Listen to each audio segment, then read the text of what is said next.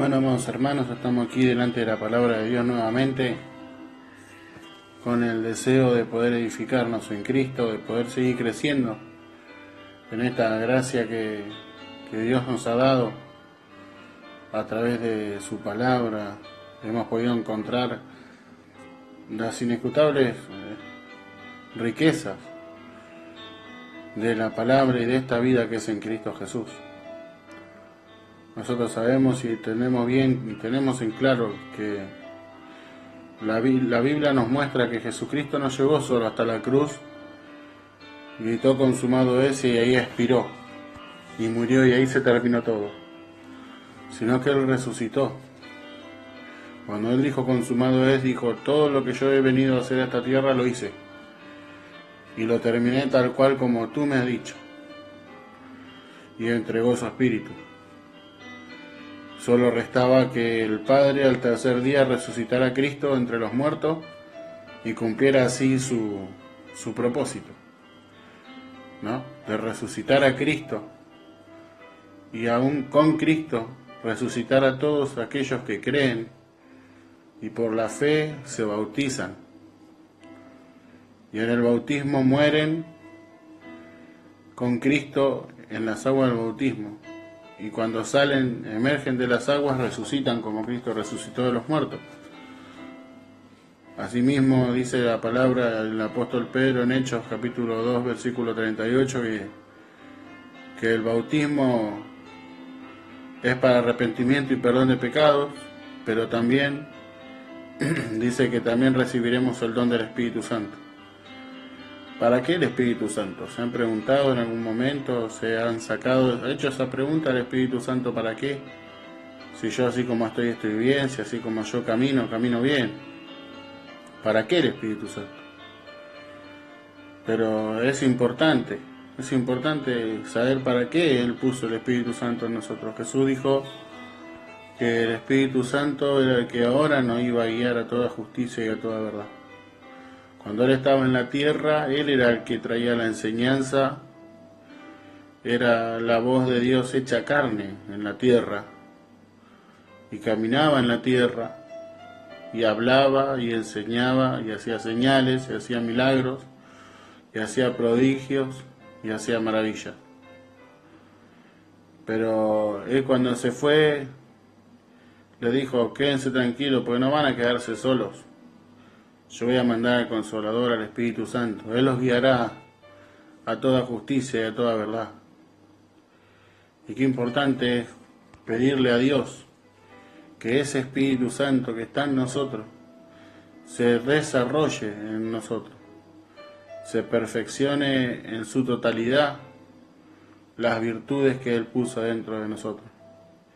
En el libro de Gálatas, en el capítulo 5, a partir del versículo 16, empieza a enumerar la lucha de la carne y el espíritu, como cuando nosotros queremos hacer la voluntad de Dios, la carne se manifiesta. Y cuando queremos orar, dice, no, estoy cansado, o otro día, o mañana, o por ahí viene el momento que tenemos para poder leer la palabra y lo primero que decimos es, no, pero estoy cansado, la verdad que no me siento bien, y siempre la carne pone una excusa. Siempre la carne está poniendo excusas para no hacer lo que a Dios le agrada. Pero para eso Dios puso el Espíritu Santo dentro nuestro. Para que con la fuerza del Espíritu Santo y el poder del Espíritu Santo que resucitó a Cristo, nos dé la fortaleza para poder decir, sí, está bien, carne, estás cansada. La verdad que sí. Pero en el nombre de Jesucristo yo me voy a levantar y voy a leer la palabra. En el nombre de Jesucristo yo voy a doblar mis rodillas y voy a hacer la oración que tengo que hacer. Porque muchas veces cuando Dios produce en nuestros corazones el deseo de orar, de buscar de Él, siempre a mí me ha pasado de tener esta experiencia personal con Dios de que Él siempre me pone imágenes o caras o rostros cuando obedezco a Dios y me levanto a orar. Por eso es que a veces uno no sabe el propósito por el cual Dios lo levanta en la madrugada a orar o produce el deseo de leer la palabra de Dios. ¿no? Entonces nosotros vemos cómo la carne se levanta en contra del Espíritu y quiere entorpecer la obra de Dios. Porque cuando nosotros pasamos por las aguas del bautismo, morimos a la vieja vida. Eso también lo podemos encontrar en Romanos capítulo 6, versículo 4. Que morimos en las aguas del bautismo y resucitamos así como Cristo resucitó.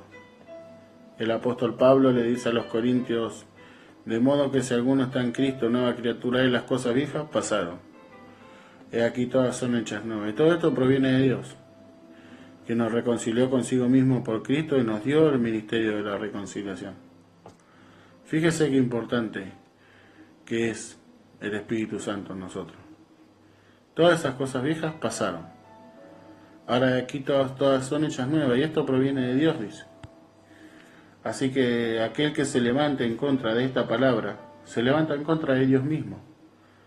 Por eso dice, y esto proviene de Dios, que nos reconcilió consigo mismo por Cristo, y nos dio el ministerio de la reconciliación. Nos dio la posibilidad de que nosotros podamos, así como Cristo nos reconcilió con el Padre, nosotros reconciliar al mundo con el Padre. Por eso es que tenemos esta hermosa vida dentro de nosotros. Y tenemos que ir rogándole a Dios que en el día a día, en el caminar tras caminar, poder expresar esta vida al mundo. El apóstol Pablo le dice a los corintios: pero tenemos este tesoro en vasos de barro para que la excelencia del poder sea de Dios y no de nosotros, que estamos atribulados en todo, mas no angustiados, en apuros, mas no desesperados, derribados, pero no destruidos, llevando en el cuerpo siempre por todas partes la muerte de Jesús, para que también la vida de Jesús se manifieste en nuestros cuerpos mortales. ¿Cuántas veces nos cuesta morir a nuestro razonamiento? ¿Cuánto nos cuesta morir a nuestro yo, a nuestro ego personal?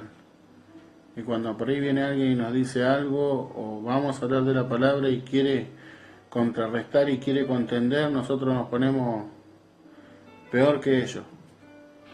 Cuando ahí nosotros tenemos que salir a resalir la mansedumbre de Cristo, la templanza de Cristo, saber que lo que estamos hablando está escrito, y que por más que se levante quien se levante, está escrito, y nadie va a poder en contra de esta palabra. Por eso que Pablo dice, si usted sigue leyendo ahí en 2 Corintios 4, 7, 16, dice, este hombre exterior se va desgastando, pero el hombre exterior se desgasta, el interior se renueva de día en día.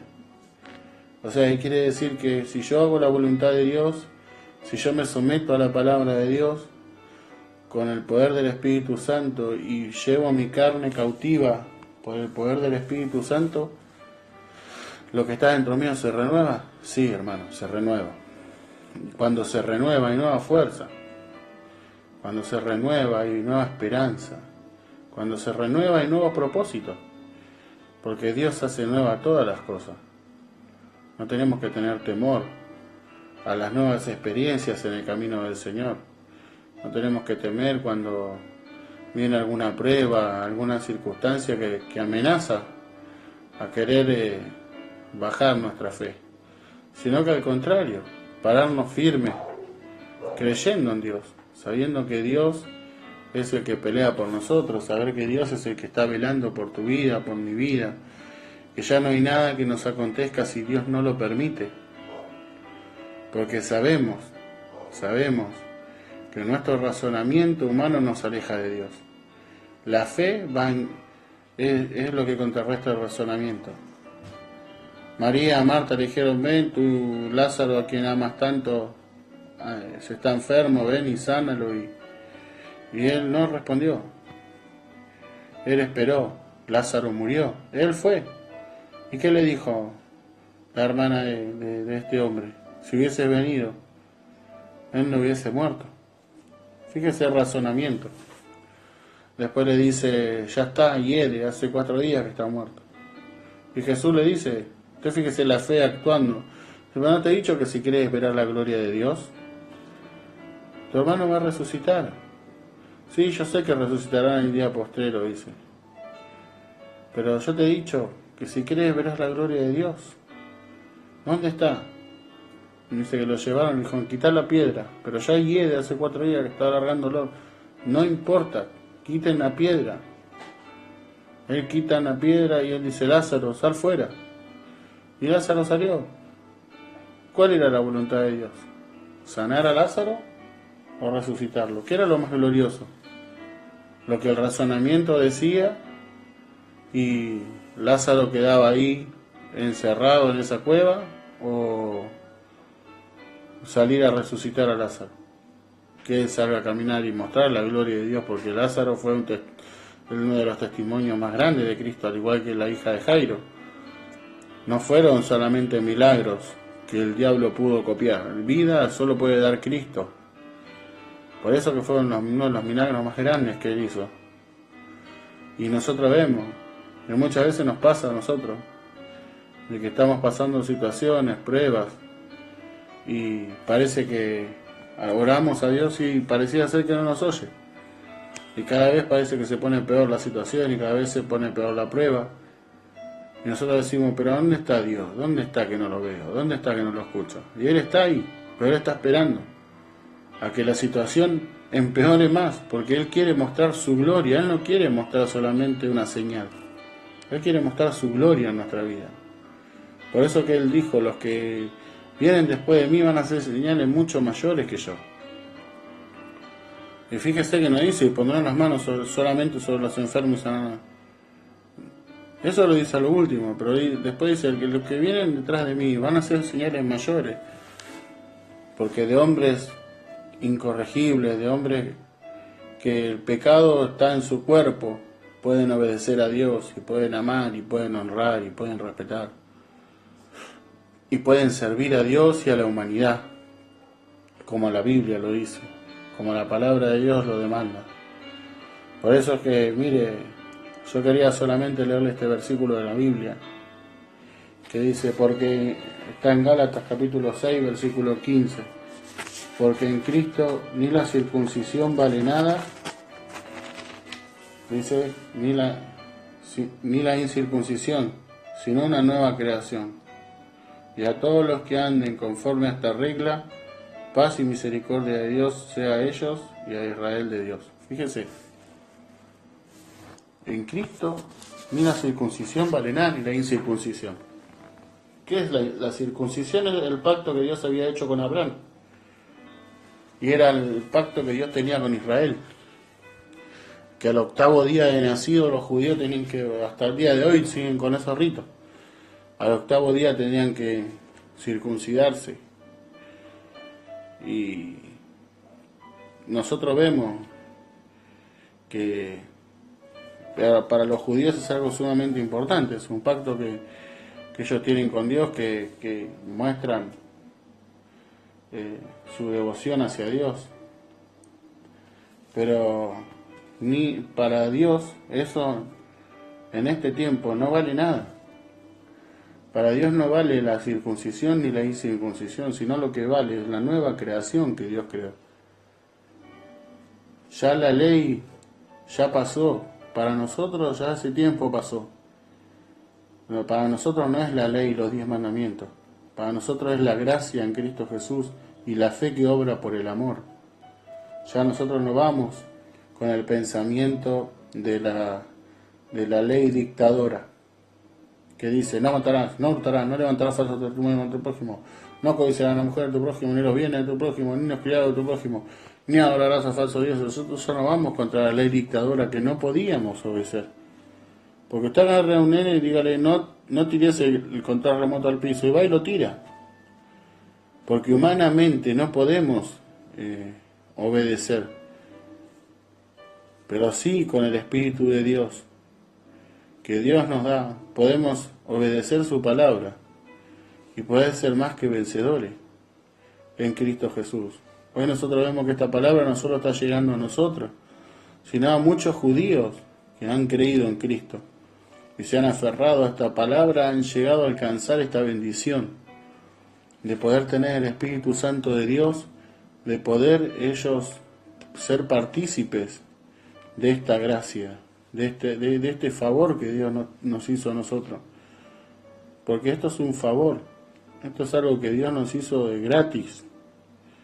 No es que nosotros andábamos por ahí, éramos los mejores y andábamos de 10 y no teníamos problemas, sino que muy por el contrario.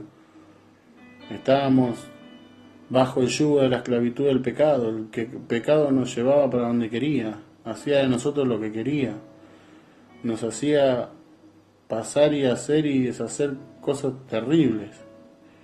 Pero Dios en su amor y en su misericordia, dice Pablo a los Efesios, por su gran amor con que nos amó, aun estando nosotros muertos en pecado, nos dio vida juntamente con Cristo. Por gracia soy salvo.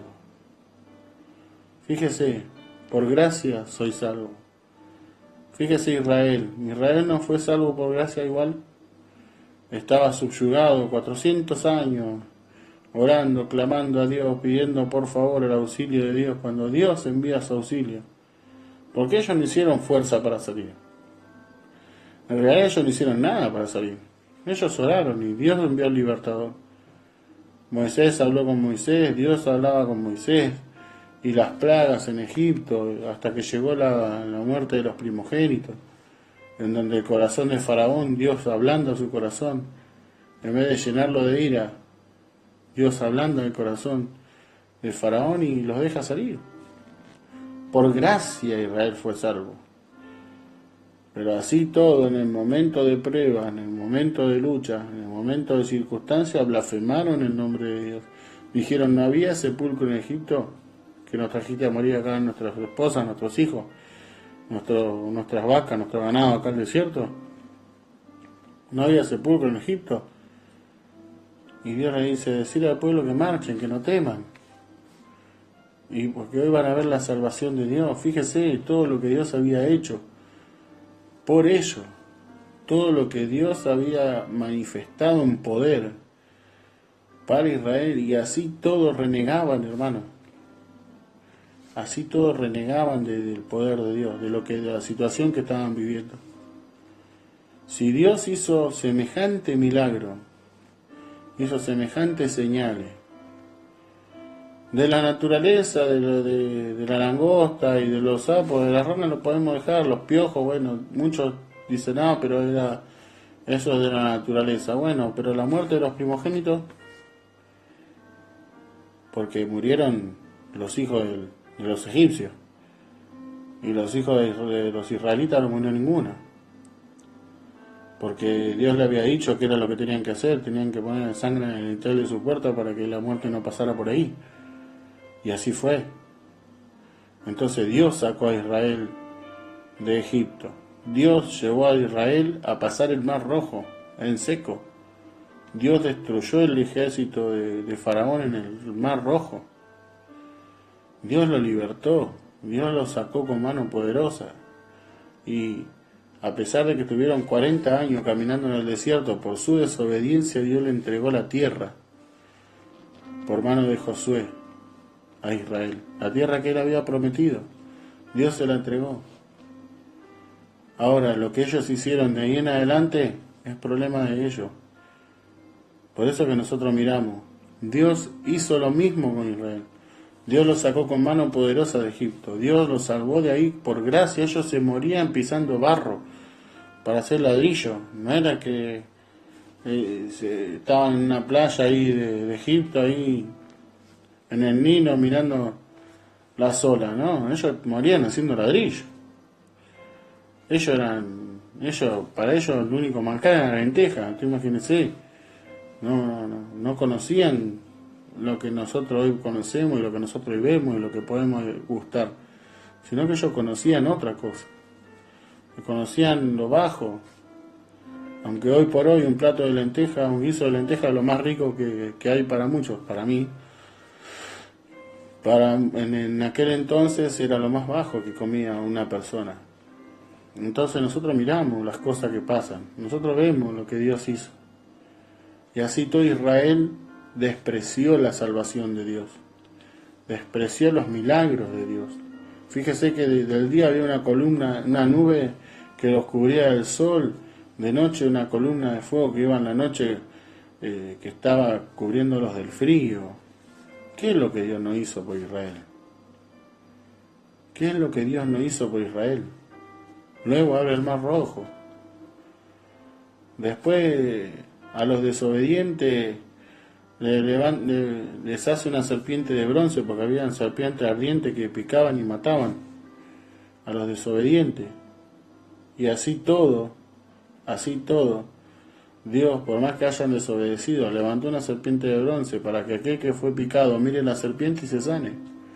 Fíjese, así todo Dios siempre estaba tendiéndole una mano a Israel. Israel desobedecía a Dios, Israel seguía blasfemando en el nombre de Dios. En un momento iban en el desierto y le dicen, pero mirá, tenemos sed, nuestra familia se va a morir de sed, nuestros hijos, nuestro ganado, otra vez. Y Dios le dice a Moisés, hablarle a la peña que le va a dar agua. Quejándose, todos quejones eran, todo por queja pedían, se quejaban de las situaciones. Le mandó el maná del cielo, los ángeles hacían ese pan, de la panadería del cielo venía, y sin embargo ellos renegaban, ahora queremos carne, ¿quieren carne? Yo les voy a dar carne hasta que le salgan por la nariz, dijo, y le dio carne. Dios estaba siempre ahí, siempre supliendo la necesidad de Israel, y así todo Israel se quejaban.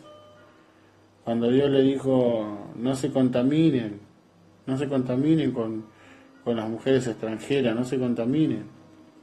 Nosotros vemos cómo se contaminaba el pueblo, no se inclinen ante dioses ajenos, y el pueblo de los israelitas que hacían, iban en pos de dioses ajenos, de estatuas inanimadas, iban detrás de eso para que ellos hagan un milagro, y sabían que no eran dioses, pero lo hacían para provocar a Dios. Y así todo Dios era clemente, misericordioso, piadoso con Israel, porque Él lo había elegido, Él lo había apartado, Él lo había separado para salvación. Él lo había separado para darle la salvación. Y así todo ellos rechazaron con su conducta, con su manera de pensar, con su quejumbre cada día, quejándose, desobedeciendo, despotricando como cabra, como cabrito. No querían obedecer a Dios. Por eso que nosotros vemos el final de Israel, cómo Israel pereció, cómo fue entregado en manos de sus enemigos. Cuando estaba en Gedeón, Jueces 6, cuando en el primer versículo dice la Biblia que ellos fueron entregados en manos de Madián 7 años. ¿Pero por qué? Porque hicieron lo malo delante de Dios. Ellos desobedecían a Dios. Eso no quiere decir que había gente que sí obedecía a Dios. Pero por causa de unos muchos, todos sufrían y padecían. Por eso que nosotros vemos cómo está la humanidad y vemos las iglesias cómo están. Viven bajo el pecado, viven bajo el libertinaje. Y la Biblia habla que no hay que tener como libertinaje la gracia de Dios. Se abusan de la gracia de Dios. Inventan doctrinas, falsas doctrinas, para poder seguir justificando su pecado delante de la gente. Pero la Biblia es clara, profesan la piedad y niegan la eficacia. Ellos no pueden tener el pecado en ellos, si saben que van a ir al infierno, hermano. La paga del pecado es la muerte. No hay otra cosa. Si pecaste y te arrepentiste, tenés misericordia delante de Dios. Pero si no te arrepentiste, arrepentite, porque si no, Dios no va a tener por inocente que es culpable. Si sos culpable de pecado, arrepentite en tu corazón. Y Dios va a hacer una obra. Pero mire qué hermoso. Dios, en Deuteronomio 32 le dice, me voy a buscar un pueblo para provocarlos a celo. Una nación que no es nación, para provocarlos a ir, así como ustedes lo hicieron conmigo. Y Dios nos elige a nosotros, a los gentiles, a los que estábamos lejos, pero Dios nos hizo cercanos por la sangre de Cristo. Puso en nosotros su vida, su Espíritu Santo, puso en la nueva creación para que nosotros podamos llevarla adelante. Esta nueva imagen, la imagen que obra por el amor, la imagen del amor en nosotros, la imagen de la obediencia a Dios a través del amor. Que el Señor los bendiga, que el Señor los fortalezca y que Dios nos abra los ojos del entendimiento para que cada día podamos comprender más de esta palabra que Dios nos ha entregado. Ni la circuncisión vale nada, ni la incircuncisión, sino una nueva creación. Y todo aquel que siga esta regla, gracia y paz y misericordia sea a ellos, dice Pablo. Que el Señor continúe bendiciendo sus vidas. Amén.